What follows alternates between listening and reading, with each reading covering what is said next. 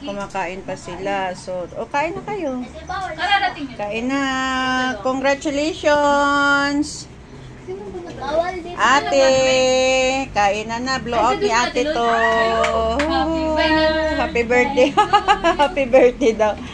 Oy, kayo mag-aral kayo ng mabuti para makapag-grades kayo ng mataas para may blowout. So, ayan. Deserve ni ate. Thank you.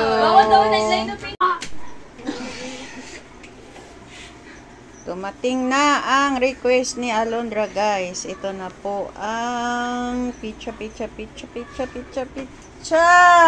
Ang dami yan. Open natin, guys. 1, 2, 3, go. Anong flavor to? Pepperoni. Pepperoni daw yan. Ayan, ito, ano naman to? Ano naman to? Cheese? Oh. Cheesecake. Cheesecake.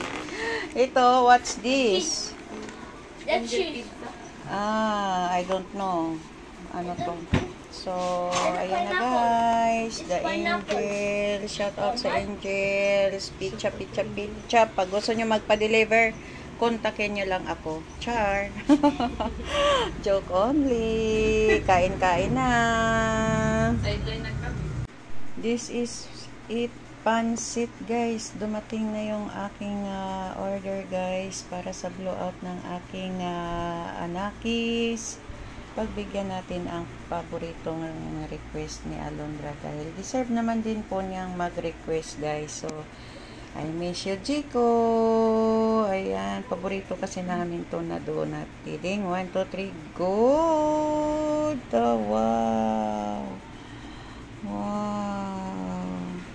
Namimiss ko na ito, guys. Medyo matagal na rin akong hindi nakatikim ng aking paborito. Yan, shout out Jico. Yan, congratulations ate.